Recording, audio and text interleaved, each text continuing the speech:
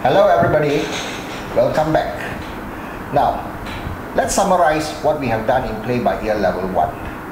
As you know, Play by Ear Level 1 is meant to make you a hobbyist, someone who can play for small functions, play for family, play for relatives, and just basically have fun enjoying music. Okay? Basically, you covered the principles of general musicianship and give you a broad foundation about music, not covered in most other courses. Now, the 12 points that we covered are: number 1, get the melody by ear, and we do it in C key first because that's the easiest key. Number 2, of course, you work out the basic chords that gives you the most fundamental feelings that will enable you to fit the harmony into the melody. Number 3, we train you to feel the groove of the music so that you will always sound musical, alright, rather than just being like a robot. Right? Music is not about being robotic. Alright, number 4, for the purpose of handling lead sheets, there may be songs that you just can't handle using the basic chords. You have to try other chords. So what we do is we train you how to form the 144 chords using 9 formulas, okay?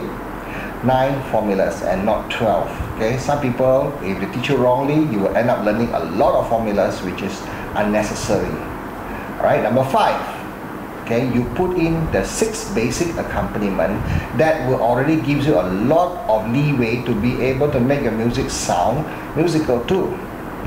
And of course, by having the 6 accompaniment, you will be able to build up your music so that there will be highs and lows and high again and low and so on, okay, so that your music won't sound so flat or undynamic. Okay, in other words, we make your music dynamic. Now, of course, sometimes there may be accompaniments that just does not fit the groove of the music.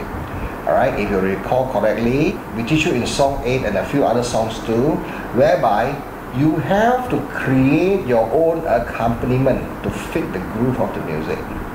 I think you got the idea, right? Okay, now number 8, we also teach you how to identify the appropriate accompaniment just by listening to a keyboard. That's why we prefer to use a keyboard. A keyboard gives you a lot of room to explore and experiment. So I hope you understand the rationale now why we ask you to consider using a keyboard first. If you have no access to a keyboard, go to your school and ask them for some time to use the keyboard, and then you explore.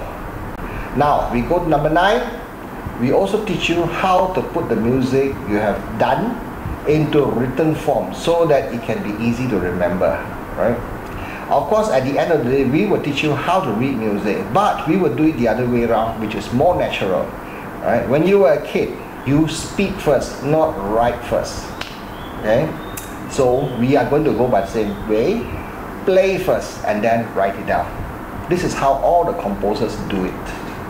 Number 10, of course, music is made up of scales. Your do, re, mi, fa, sol, la, ti, do. And there are many variations of scales. But we will teach you something fundamental first, which is called the major scales.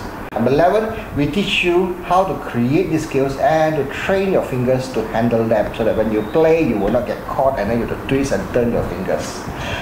And okay, number 12, we teach you what key signature is and how to organize, so that when you come to level 2, you will ease into it very easily instead of struggling and fumbling all over, and then you can't handle many keys that people can sing in. Alright, some people sing in F key, some people sing in G key, and you have to be able to accompany them, because one day you might want to accompany people.